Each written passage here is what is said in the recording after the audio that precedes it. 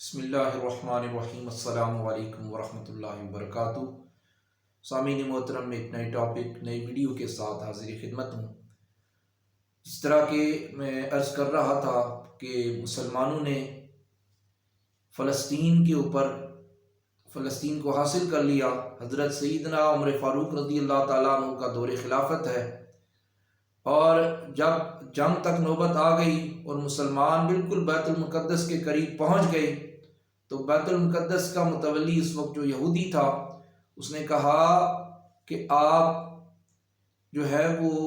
آپ کا جو خلیفہ ہے، آپ کا جو بڑا امیر ہے، اس سے میری بات کروا دیں، میں اس سے ملنا چاہتا ہوں، اس سے مذاکرات کر کے یہ میں آپ کے حوالے کر دوں گا۔ تو امیر المومنین مدینہ منورہ میں ہیں، آپ کو خبر ملتی ہے تو آپ ایک اونٹ کی سواری کے ساتھ ایک غلام کو ساتھ لے کر بغیر کسی پروٹوکول کے نکلتے ہیں، اور راستے میں طے ہوتا ہے کہ ایک منزل جو ہے وہ امیر المومنین اونٹ پر سواری کریں گے، غلام پیدل چلے گا، اور ایک منزل غلام جو ہے وہ سواری کرے گا اور امیر المومنین پیدل چلیں گے۔ تو یہ نوبت اس طرح پہنچی کہ جب بیت المقدس کے قریب پہنچتے ہیں تو آپ کے استقبال کے لیے حضرت سعد بن ابی وقاص وہاں پر موجود ہیں۔ کہتے ہیں کہ امیر المومنین، آپ نے جو لباس پہنا ہے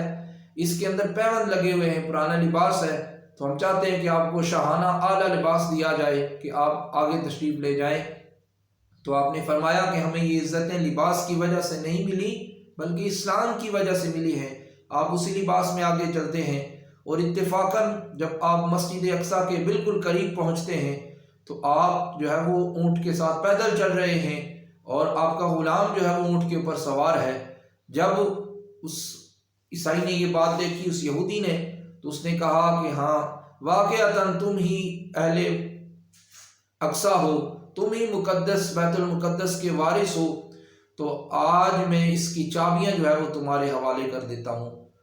ایک عرصہ تک، تقریباً 400 سال تک پھر مسجد اقصیٰ مسلمانوں کے پاس رہی۔ پھر مسلمانوں کے آپس میں جب اختلافات بڑھ گئے تو مسجد اقصیٰ پھر چلی گئی یہودیوں کے پاس،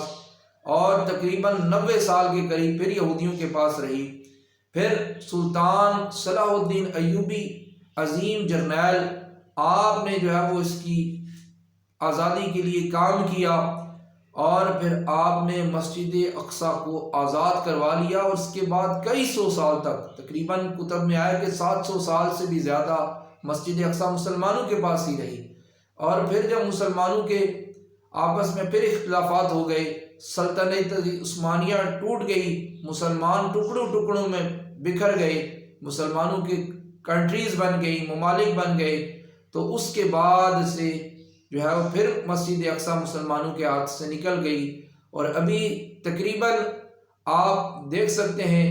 کہ 100 سال کے قریب ہونے والا ہے کہ مسلمانوں کی مکمل عملداری مسجد اقصیٰ میں نہیں ہے۔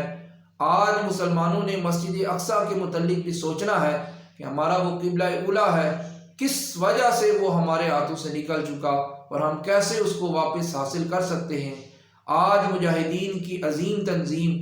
اور وہاں پر فلسطین کے ہمارے بھائیوں نے، حماس کے مجاہدین نے فلسطین کے اندر اس تحریک کو چلا کر اور مسجد اقصیٰ کی تحریک کو پھر سے مضبوط کر دیا ہے۔ ضرورت اس بات کی ہے کہ تمام دنیا کے مسلمان اس بات پر یکجا ہو جائیں کہ مسلمانوں کا قبلہ ہے، ہم نے اس قبلے کو پھر سے حاصل کرنا ہے، اور ہم نے جو ہے وہ پوری دنیا کے اندر اسلام کا پرچم بلند کرنا ہے۔ اس نظریے کے ساتھ مسلمانوں کو آپس میں جو ہے وہ آگے بڑھنا چاہیے، اور فلسطینی بھائیوں کی مدد کرنی چاہیے جن کے اوپر اتنا ظلم ہے کہ نہ ان کے لیے پانی کا انتظام ہے، نہ الیکٹریسٹی ہے، نہ ضروریات زندگی، ادویات بھی وہاں پر روک دی گئی ہیں، غذا کی قلت ہے، بچے جو ہیں اسپتالوں کے اندر علاج کے لیے جو ہے وہ ان کے پاس بیڈ موجود نہیں ہیں۔ تو یہ صورتحال وہاں پر آ چکی ہے۔ تو مسلمانوں کو چاہیے کہ اپنے فلسطین بھائیوں کی ہر طرح سے ذہن بنا لیں کہ ہم نے ان کی مدد کرنی ہے۔ اللہ تعالیٰ اسلام کا حامی و ناصر ہو۔